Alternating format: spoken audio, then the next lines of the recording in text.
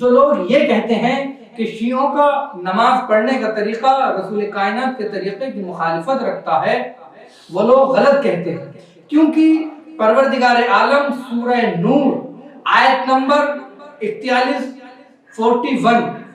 پروردگار عالم سورہ نور میں ارشاد فرماتا ہے الم ترى ان اللہ یسبح له من فی السماوات والارض والطیر صافات کل قد علم صلاته وتسبیحه واللہ علیم بما یفعلون۔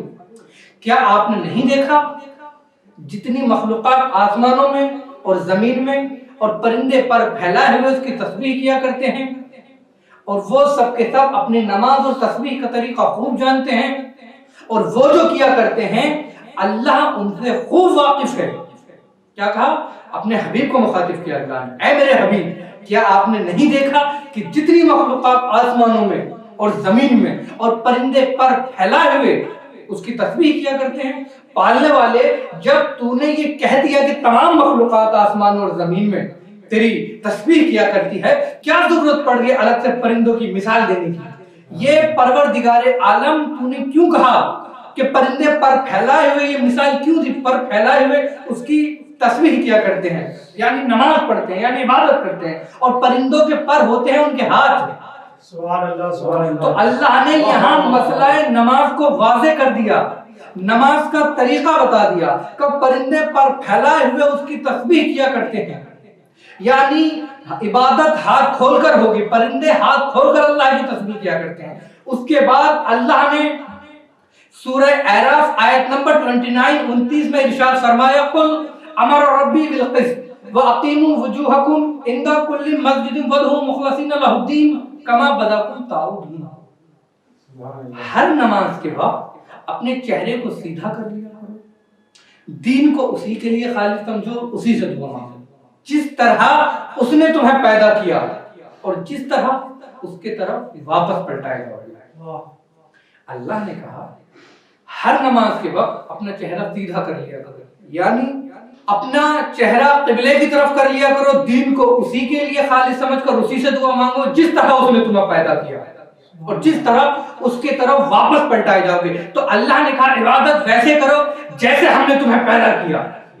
اب انسان پیدا کیسے ہوتا ہے، انسان کی ولادت کیسے ہوتی ہے؟ کیا آپ نے کبھی کہیں سنا کہ کوئی انسان ہاتھ باندھ کر پیدا ہوا ہو؟ آج تک کبھی سنا کہ کوئی انسان پوری کائنات میں ہاتھ باندھ کر پیدا ہوا ہو؟ ہر انسان ہاتھ کھول کر پیدا ہوتا ہے۔ اللہ نے کہا میری عبادت ایسے کرو جیسے میں نے تمہیں پیدا کیا، اور پھر کہا اس طرح جس طرح تم ہماری طرف واپس پلٹائے جاؤ گے۔ تو واپس کیسے پلٹائے جاؤ گے؟ جتنے بھی فرقے ہیں مسلمانوں میں، چاہے شافعی، حنبلی، مالکی، حنفی، شیعہ، کوئی بھی ہو، سب میں جب انسان مر جاتا ہے، جب انسان دنیا سے رخصت ہوتا ہے، جب اسے قبر میں لٹایا جاتا ہے تو اس کے بندے کفن کھول دیے جاتے ہیں، اس کے ہاتھ کھول دیے جاتے ہیں۔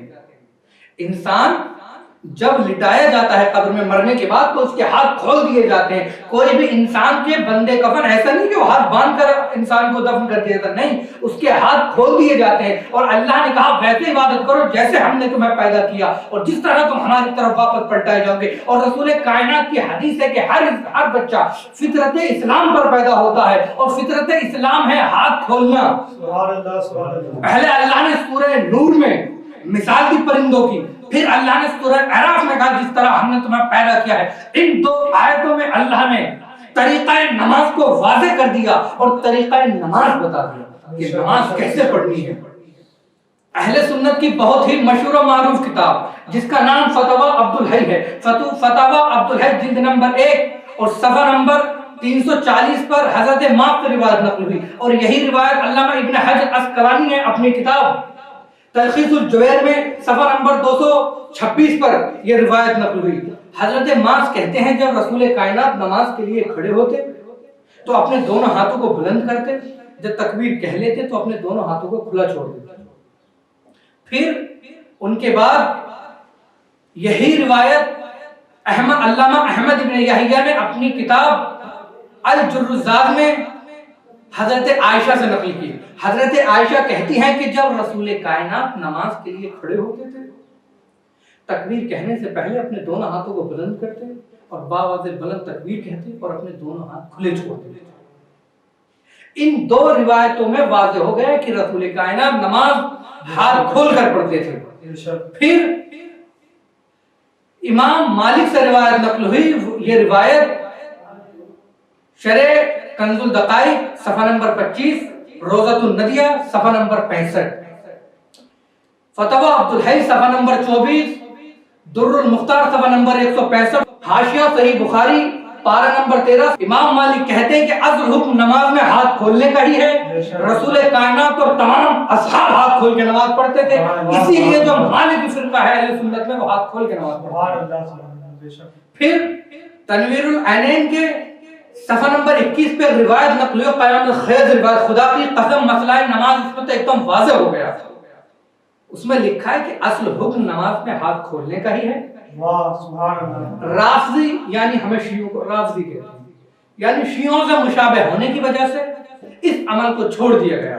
رسول کائنات کے زمانے سے لے کر اور آخری زمانے تک تمام علماء کا اس پر اتفاق ہے کہ نماز ہاتھ کھول کر ہی پڑھنے کا حکم ہے، لیکن آگے لکھا ہے کہ لیکن شیعوں سے مشابہ ہونے کی وجہ سے ابو حنیفہ اور ابو حنیفہ کے پیروکاروں نے اس سنت کو ترک کر دیا اور اس سنت سے باقی نہ رہ سکے۔ پھر فلک النجات میں ایک روایت نقل ہوئی، جلد نمبر 1 صفحہ نمبر 208 پر، اور ہدیۃ المہدی جلد نمبر 4 صفحہ نمبر 126 پر علامہ وحید الزمان سے روایت نقل ہے۔ علامہ وحید الزمان کہتے ہیں جو لوگ یہ کہتے ہیں کہ نماز میں ہاتھ کھولنا شیعوں کا شعار یعنی شیعوں کا طریقہ ہے، وہ لوگ غلط کہتے ہیں۔ یہ فقط شیعوں کا طریقہ نہیں بلکہ یہ پورے عالم اسلام کا طریقہ ہے۔ یہ پورے عالم اسلام کا طریقہ ہے۔ اس کے بعد اور متعدد کتب میں یہ روایت موجود ہے۔ فتح الباری شرح صحیح بخاری جلد نمبر 2 صفحہ نمبر 178 پر یہ روایت موجود ہے۔ تحصیل القاری شرح صحیح بخاری پارہ نمبر 3 اور صفحہ نمبر 840 پر یہ روایت موجود ہے۔ ارشاد الساری شرح صحیح بخاری جلد نمبر 3 اور صفحہ نمبر 64 پہ روایت موجود ہے کہ نماز میں ہاتھ کھولنے کا حکم ہے۔ شرح عینی صحیح بخاری جلد نمبر 3 اور صفحہ نمبر 15 پر بھی یہ روایت موجود ہے کہ اصل حکم نماز میں ہاتھ کھولنے کا۔ جامع ابن ماجہ صفحہ نمبر 286 پر روایت موجود ہے کہ حکم نماز میں ہاتھ کھولنے کا۔ جامع ابو داؤد صفحہ نمبر 181 پر روایت نقل ہے، اصل حکم نماز میں ہاتھ کھولنے کا ہے، نماز ہاتھ کھول کے پڑھو۔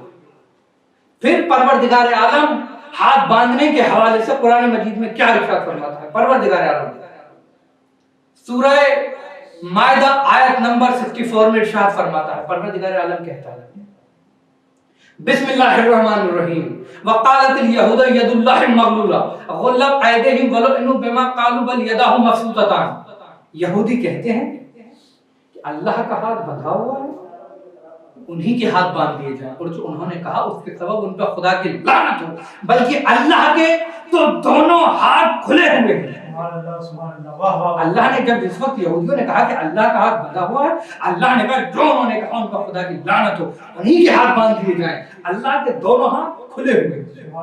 پھر پروردگار عالم سورہ توبہ آیت نمبر 67 میں ارشاد فرماتا ہے المنافقون والمنافقات بعضهم من بعض یؤمرون بالمنکر وینہون عن المعروف ویقبضون ایدیہم۔ منافق مرد اور منافق عورتیں دونوں ایک دوسرے کی طرح ہیں، برائیوں کا حکم دیتے ہیں، اچھائیوں سے روکتے ہیں اور اپنے ہاتھ بند رکھتے ہیں، اپنے ہاتھ کو بندھا رکھتے ہیں۔ اللہ نے کہا کہ منافق مرد اور منافق عورتوں کا یہ کام ہے کہ وہ برائیوں کا حکم دیتے ہیں، اچھائیوں سے روکتے ہیں اور اپنے دونوں ہاتھوں کو بند رکھتے ہیں۔ تو جو ہاتھ باندھتا ہے وہ منافق ہے قرآن کی روشنی میں، اور جو ہاتھ کھولتا ہے، ہاتھ کھولنا اللہ کا طریقہ ہے، اللہ کے دونوں ہاتھ کھلے ہوئے ہیں،